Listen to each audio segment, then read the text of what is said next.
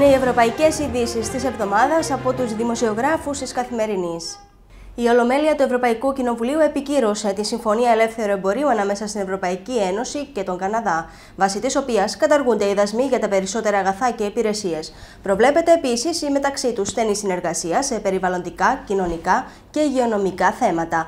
Το αποτέλεσμα της ψηφοφορίας για τη ΣΕΤΑ ήταν 408 ψήφοι υπέρ και 254 κατά. Ο πρόεδρος του Ευρωπαϊκού Λαϊκού Κόμματος, Μάνφρεντ Βέμπερ, σχολίασε πως αυτή είναι η απάντηση στις πολιτικές Τραμπ. Αντί του προστατευτισμού, επιλέγουμε τη συνεργασία. Μετά την ανάληψη της προεδρίας των ΗΠΑ από τον Ντόναλντ Τραμπ, έχουν παγώσει οι διαπραγματεύσεις για τη Συμφωνία Ελεύθερου Εμπορίου με την Ευρωπαϊκή Ένωση, η οποία είχε υποστηριχθεί από την κυβέρνηση Ομπάμα.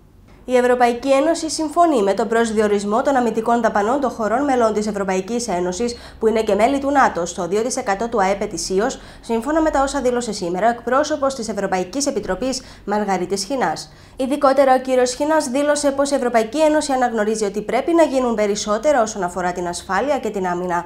Ο κ. Σχοινάς προσέθεσε πως το θέμα αποσαφινίστηκε στη σημαντική συμφωνία που υπέγραψαν ο πρόεδρος του Ευρωπαϊκού Συμβουλίου, Ντόναλντ Τούσκ, και ο πρόεδρος της Ευρωπαϊκής Επιτροπής, Ζαν-Κλοντ Γιούνκερ, με τον Γενικό Γραμματέα του ΝΑΤΟ, Γιένς Στόλτεμπεργκ, τον περασμένο Ιούλιο στη Σύνοδο Κορυφής του ΝΑΤΟ στη Βαρσοβία.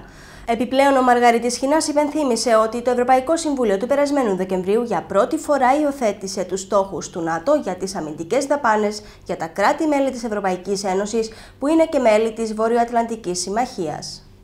Ο Ευρωβουλευτής του ΑΚΕΛ, Νεοκλής Ηλικιώτης, παραχώρησε ως αντιπρόεδρος της ομάδας της Ευρωπαϊκής Ενωτικής Αριστεράς δημοσιογραφική διάσκεψη για το προσφυγικό πρόβλημα και την επιτακτική ανάγκη προστασίας των δικαιωμάτων των προσφύγων. Με αφορμή την πρόσφατη σύνοδο της Ευρωπαϊκής Ένωσης στη Μάλτα για το μεταναστευτικό, ο κ. Ηλικιώτης εξέφρασε την έντονη απογοήτευση της ομάδας της Ευρωπαϊκής Ενωτικής Αριστεράς για την αποτυχία των ηγετών της Ένωσης να αναπτύξουν μια προσφυγική πολιτική στη βάση του ανθρωπισμού και της αλληλεγγύης. Ιδιαίτερη αναφορά έκανε στην επιδίωξη των Ευρωπαίων ηγετών να εγκαθιδρύσουν συνεργασίες με τη Λιβύη και άλλα αφρικανικά κράτη, ώστε να καταστούν συνοριοφύλακες οι οποίοι θα εγκλωβίζουν τους πρόσφυγες, ώστε να μην εισέλθουν στην Ευρωπαϊκή Ένωση. Είμαι η Μαρία Ηρακλέους και ήταν οι ευρωπαϊκές ειδήσεις της εβδομάδας από τους δημοσιογράφους της Καθημερινής.